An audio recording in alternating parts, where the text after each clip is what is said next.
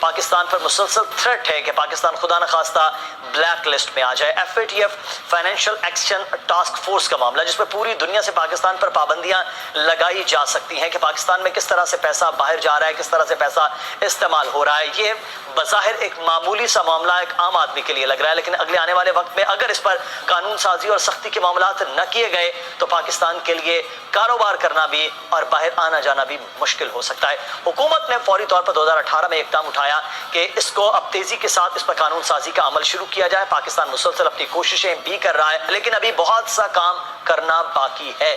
بہت سے ایسے ترمیمی بل جس پر تو سینٹ اور قومی اسمبلی میں دونوں جگہ اپوزیشن نے ساتھ دیا, لیکن ایک معاملہ آج جو تیسرا ترمیمی بل تھا اسے منظور نہیں کیا گیا سینٹ میں. تو ایسے لگ رہا تھا کہ نہ PJ میر صاحب کو کوئی خطرہ ہو سکتا ہے, نہ مجھے خطرہ ہو سکتا ہے, نہ ایون اپوزیشن اور حکومت میں سیاستدانوں کو خطرہ ہونا چاہیے, نہ ہی کاروباری لوگوں کو خطرہ ہونا چاہیے, کیونکہ معاملہ ٹیرر فائنینسنگ کے حوالے سے ہے. لیکن اس کی مخالفت اپوزیشن کر رہی ہے کہ اس میں کسی کا بھی رگڑا لگایا جا سکتا ہے, کیونکہ جیسے نیب قوانین کے معاملات ہے کسی کو بھی کسی کے خلاف استعمال کر لیا جاتا ہے, تو اس میں وہ خطرہ ہے اس کو الگ الگ کر لیا جائے. آپ سمجھتے ہیں کہ جو قانون یہ بنے ہیں, پہلے دو ایک ہیں, جو تیسرا منظور نہیں ہوا, اس کو اسی طرح سے سخت قوانین کے ساتھ آنا چاہیے, اپوزیشن کو سپورٹ کرنا چاہیے, یا اپوزیشن حق بجانب ہے؟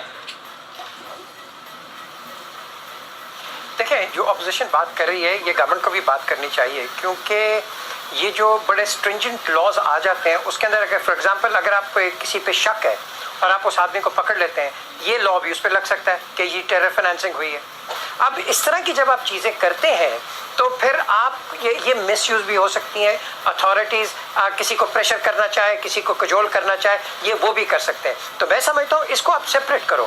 آپ بالکل جہاں ٹیرر فائنینسنگ ہے اس کو پکڑو, ہم تو سارے کہتے ہیں پاکستان میں پکڑو, لیکن اننیسیسری لکونا اور یہ لا جو اندر لے آتے ہیں اس کا مس یوز بھی ہو سکتا ہے. تو آئی تھنک اس کے اوپر ڈبیٹ ہونی چاہیے, بیکاز آج کی حکومت ہے, کل یہ اپوزیشن میں اگر جائیں گے تو یہ بھی اتنے ہی افیکٹی ہوں گے یا افیکٹڈ ہوں گے جس طرح آج میں سمجھتا ہوں کہ اب یہ. So from a bigger perspective یہ ہونا چاہیے, کیونکہ مجھے ابھی تک یاد ہے ایک ادارہ جس کا میں نام نہیں لوں گا, ان کے اونرز کو انہوں نے یہ نیو یارک ٹائمز انہوں نے کہہ دیا یہ جی ٹیرر فائنینسنگ کر رہے ہیں دبئی کے اندر. تو یہ کسی کو بھی کر سکتے ہیں. تو میں سمجھتا ہوں یہ اس کے اندر we have to be very careful کہ آگے ہم اس پہ کیسے ڈبیٹ کریں. اس پہ بڑی سنجیدہ ڈبیٹ ہونی چاہیے مدثر, یہ نہیں کہ پولیٹیکل پوائنٹ اسکورنگ, بیکاز یہاں پولیٹیکل پوائنٹ اسکورنگ کا ٹائم ہی نہیں ہے پاکستان کے لیے, whether it is the government اور whether it is the opposition. لیکن وزیر اعظم عمران خان بڑے اس بات پر امید ہے کہ ہر حال میں اس کو منظور کیا جائے, کیونکہ اس میں جو مسترد ہونے والے انسداد دہشت گردی ترمیمی بل 2020 کے مطابق یہ بتایا کہ تھوڑی سی اپنے ناظرین کے لیے تفصیلات کے تفتیشی افسر عدالت کی اجازت سے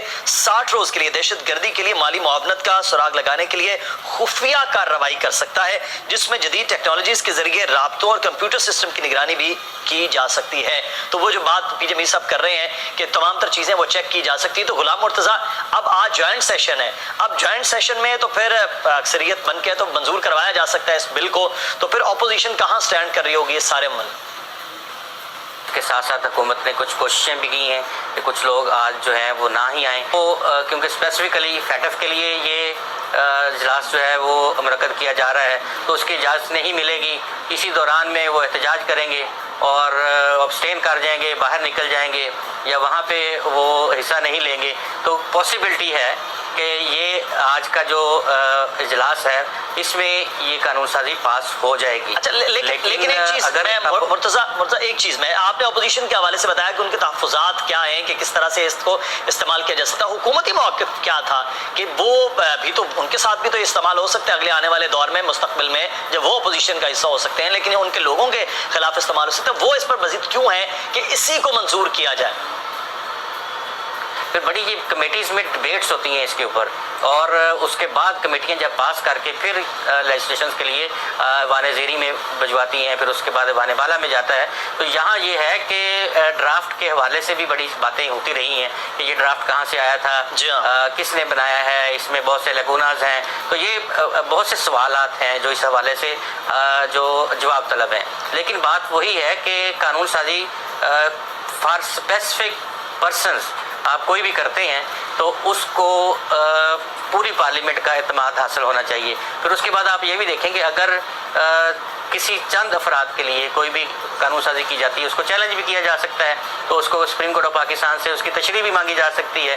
اس کو آپ کہہ سکتے ہیں کہ اس میں ایمبیگوٹیز ہیں، اس کو سپریم کورٹ آف پاکستان بتائے کہ اس میں کیسے آگے چل کے جو ہے وہ بات چیت کی جائے گی اور اس کے اوپر عمل درآمد کیسے ہوگا. صحیح. تو یہ جو تفتیش کا طریقہ کار ہے یہ 19 جی جو اس کا وہ ہے اس میں مینڈیٹ کہا گیا ہے.